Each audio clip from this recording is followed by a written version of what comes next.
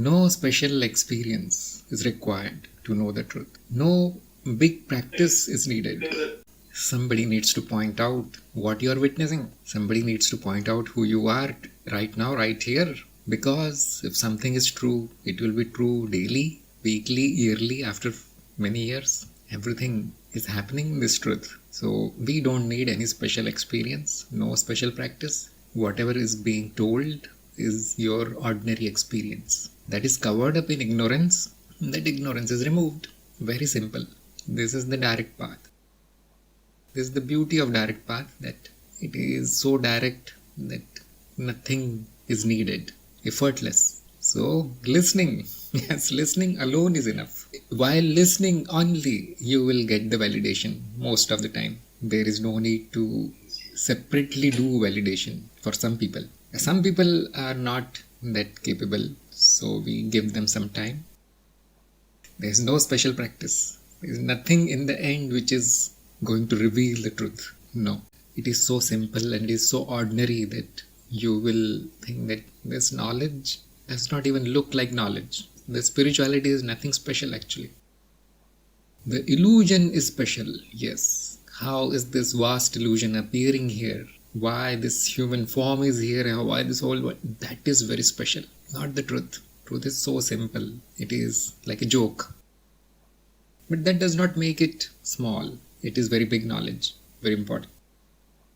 And it has such a great effect because directly it is shown who you are and what this mind is and what this world is. The whole illusion is shattered. This one sitting with the Guru. What is the fruit of knowledge? Peace. And not feeling anything extreme. Peace. And this peace is called bliss in spiritual terminology. No worry. No goals also. The negative is gone, but the positive will also go away. It is like cleanup. Because positive, negative, they are dual. So if one thing is too much, the other thing comes again. It is the law. It will oscillate. But this knowledge brings an end to this monkey mind activity. It is still there. The mind is still there. But at least it is not doing anything unnecessary. So don't worry if you don't feel any strong emotion. The emotion is still there. It's not dead. Sometimes there will be strong. But your awareness will be such that it won't have any kind of effect. Not good, not bad. You will not dance also and you will not cry also. This is called equanimity in many traditions. Sometimes there is something major in the life and you forget about the path of knowledge and everything is Maya. It's not a big problem because it goes away. As long as you come back on the track, it's all good. And the Guru is there to bring you on the track. It is like course correction of a ship. The ship is going in the right direction, fine. And the captain is sitting there. But a storm comes and the ship is deviated, it goes somewhere else. Now the captain will turn it back on the right path. Knowledge happens very quickly, easily. Then this walking is for your entire life. That is called the awareness practice. I'll give you a simple example that sometimes you say, I don't even feel like watching a movie with my family. It is totally a stupid activity. Sometimes we feel like this. We used to do that with a lot of excitement before. But now, no, it's boring. I want the peace. I want satsang. But if a thought comes in your mind, I don't want to do my job. I don't want to go on job. I don't want to earn money. Now this is a little bit extreme, isn't it? If you are taking a big decision in your life, which is based on your knowledge, spiritual knowledge, or your changes that have happened in you, it is going to cause a big consequence, then you should consult knowledgeable people, wise people, because probably they have gone through this hurdle. Should I leave the job? Should I leave my family? Should I go to the caves? These are major activities, major decisions. There you should take care. Otherwise, in your small daily activities, you will see changes, and that's fine. No problem at all. It will cause changes. If it is not causing any change, no need to worry because you're already on track. If your mind was already pure and already blissful, there was nothing much in the mind, and after the knowledge also nothing much is happening, that means you're already good. No need to do anything extreme. So finally, you know that and truth is simple. We don't need to do too much. But Sometimes we need to go through that colorful adventure also. Finally, we come to know there is disappointment or whatever, that yes, something deeper is needed now. But the good news is, after the knowledge, you can again do the adventure. No problem. Fully knowing what it is. Now there won't be any disappointment. The knowledge is the biggest disappointment. Nothing is gained here. So what will you do for whole of your life? Some kind of adventure like I am doing. This teaching and all these things. Guruship is a big adventure actually. And believe me, that is the best adventure. Not going in the jungle and all this. That is more challenging. Plus, that is the punya. Whatever we call punya. But you showing somebody the truth is going to cause a big change. So it is useful adventure. So those who want to do it, they're most welcome. You join the madness that I am doing. But this happens to each and every seeker, that they avoid people. Somehow the compatibility is not there. We are not compatible with the worldly people. Everybody knows this, isn't it? So it is very natural. But don't become anxious. Just check whether it is really necessary to meet the family members and other people. But my advice is, don't invite the trouble. Don't invite people to meet you. That much we can do, isn't it? But if it is absolutely necessary, then you should go and do the formality of meeting people. And I'll tell you that these people will get so bored with you, because spiritual person is really boring person for the worldly person, isn't it?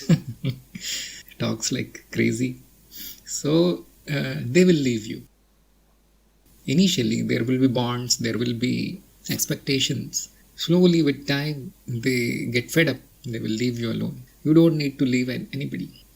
The anxiety is because they are probably disturbing your peace of mind. Worldly people, they have this ability to disturb peace because they are themselves disturbed, most of them. But you see, sometimes you need to meet people. Sometimes you let the disturbance happen. Don't worry about it. There is a person in your house, you are meeting that person, you're tolerating that person, and over and above you are anxious and kind of disturbed. That is unnecessary. Handle the situation, say bye-bye, don't invite the situation. That is my advice, because that's what I do. The criteria of importance, how important it is, how necessary it is to act. Is it absolutely necessary to act now? Whether this meeting, whether it is a job, whether it is a family event, what else do you have in your life now? Is it absolutely necessary? Then act on it. If it is not, no need. Plus, there is one more thing which we do not say normally, because some people may not like it. One more thing is there. When we should act, if you love it, if you like it so much, like you want to sing or you want to dance, or probably you want to watch movies, probably some people like it. It is not necessary. Then you should not simply follow my instruction that Guruji told me not to act. No. You love it, you should do it. What is the problematic action which brings bad consequences? Remember this much. Anything which brings bad consequences, which stops your progress, causes suffering, causes harm to others, we should not do that. Sometimes it becomes necessary, do it. No problem. Handle the consequences. That is my advice. And this question keeps coming and I answer in the same way. Do that which is necessary. Do that which you love. To fulfill your desires. That is controversial part, but it is left to you, left to the seeker. This body-mind is nothing but vibrations. Vibrations of me only. It is me only that is manifested as this body-mind and the whole world also. Not only body-mind. All bodies are me. So you don't feel any boundaries. Obviously, there are no boundaries. The boundary between one object and the other object is an illusion. Just like there is no boundary between one wave in the ocean and the other wave in the ocean. Even if these waves are far away, they are connected by the essence, by the substance. Water. It's all water. Then snow, ice, water, clouds. Everybody must have heard this metaphor. So actually it is not there. Actually there is no body, there is no mind, there are no boundaries. So it is already connected to everything. What has happened? Your sensitivity has gone up. Now I don't want to go in that much detail. because it comes under the occult now. So these are called the non-physical senses. Some people may know it. These senses are picking up everything which is around you. When you rest, the sensitivity is more. When you are doing something, these senses are dormant. They are covered up in the activity. Your attention is somewhere else. But when you are resting, like when you are not asleep, but simply resting, then you will become aware of these senses. So it is nothing. It is simply extra sensitivity and extra peace in the mind. A very, very tangible effect of being spiritual. Why others are not getting, or why only few people get it, is probably you have some past practice. Probably you have gone through the practices some lifetime somewhere, or probably you are naturally like this. Some people are like this. Enjoy the disappearance of the boundaries and the bodies and minds. It's already not there.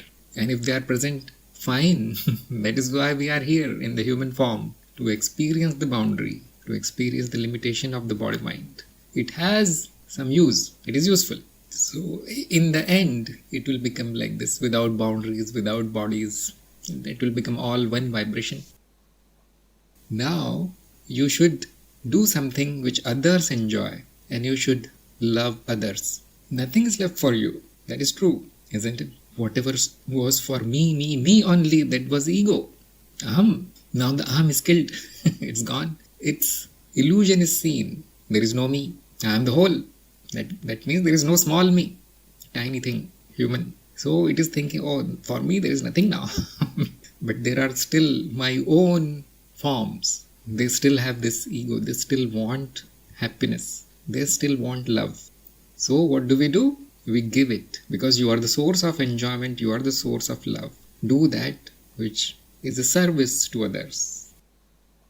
Now that is a very tricky thing, no? Thorny thing. Because people are not ready to take it. Isn't it? It is like putting your hand in fire. The nature of the fire is to burn. Are people around you ready to receive your love and your joy, the happiness that you want to give them? You want to fulfill their desires and so on. Are they ready to receive? And you will see, no, 99% are not. They will exploit you, thinking that you are a fool, stupid person, trying to do something for me without asking anything in return. Unconditionally, they will exploit you. So here comes the discretion. Who is worthy? It is not selfishness. It is not the pride that I'll serve those who are worthy. No, it is practical. You need to serve those who are worthy. Now rest is your homework. Who is worthy? You already know actually.